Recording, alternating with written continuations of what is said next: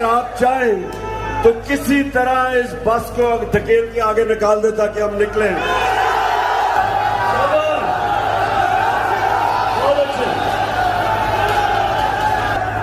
जोर लगाओ, देखो ना, जोर लगाओ।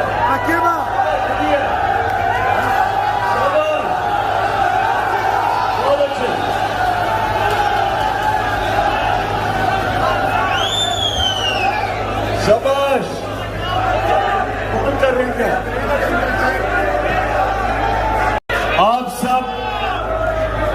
आप सब मेरे जुनूनी टाइगर हो। डी चौक के ऊपर लाखों लोग हमारी इंतजार कर रहे हैं। मैं ये चाहता हूं कि अगर आप चाहें तो किसी तरह इस बस को धकेल के आगे निकाल दे ताकि हम निकलें। मैं चाहता हूं सारे इकट्ठे होकर एक दफा इसके ऊपर जोर लगाएं।